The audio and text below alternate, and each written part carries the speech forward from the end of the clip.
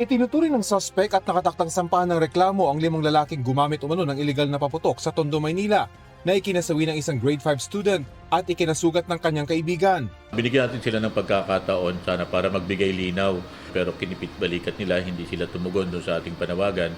Yung paglabag dito sa RA 7183 o yung batas na sumasaklaw dito sa pagbebenta, paggamit at pagdidistribute ng mga illegal na paputok. Kakakibat na rin nito yung kasong reckless imprudence resulting in homicide and serious physical injury. Hinihinala namang iligal ding paputok na atomic bomb ang naminsala sa mga bahay at ari-arian ilang minuto matapos salubungin ng bagong taon. Sa Tondo rin ito nangyari kung saan 2 ang nasugatan.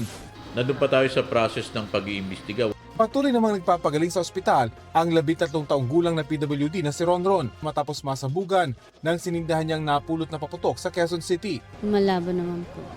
Makulit na din, maski paano. Okay na yung makulit na makita ko. Hindi walang malay. Sumailalim na siya sa 2 major operation at kailangan ng 3 pang operasyon. Hindi na kailangan putulin ng 2 niyang paang lubhang napuruhan, pero mangangailangan pa rin daw sila ng tulong para sa bakal na ilalagay para maisalba ang kanyang binti.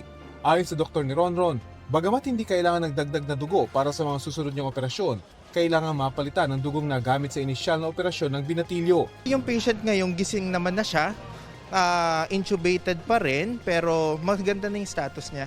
No, nakakakain na siya, gawa ng paglagay namin ng tubo sa ilong, nagre-respond na yung pasyente.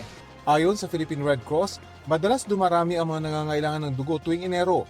Bukod sa dami ng mga napuputukan, bumababa rin daw ang bilang ng mga nagdodonate ng dugo pagkatapos ng holiday season. Nananawagan sila sa publiko ng dagdag na donasyon ng dugo. Ayon sa kanilang Secretary General, ang pag-donate ng dugo sa simula ng taon ay isang paraan para gawing aksyon ng malasakit sa kapwa na nagliligtas ng buhay. Base sa datos ng Department of Health, para sa bagong taon, umabot sa 720 ang kaso ng firework-related injury sa bansa. 18% na mas mababa ito kumpara noong isang taon. Pero dumami ang mga biktima ng disgrasya at ilang sakit. Mas marami ako nakitang heart attack at stroke at road crash victim. So, yun ang naging findings natin. Ang statistics namin, there's a 100% increase in the surveillance sites for road crash injuries. Mostly 15 to 24 years old, mga batang lalaki. Mostly two-wheeler and three-wheeler vehicles. Halos 1,400 ang road crash injuries mula December 21 hanggang January 5. 7 sa bawat 10 nasawi sa kanila ay mga rider na walang helmet. Nasa 350 naman ang na-stroke at nag-heart attack nitong holiday season. Ayon naman sa PNP, mayroong 4 na pulis na inimquest matapos masangkot sa indiscriminate firing noong Disyembre. Nakakulong. Kung nakakulong sila, hindi na sila sesweldo because they are placed automatic leave without pay. Sa kabuuan, 18 ang naitalang kaso ng indiscriminate firing mula December 16 at 15 ang stray bullet incidents. Rafi Tima nagbabalita para sa GMA Integrated News.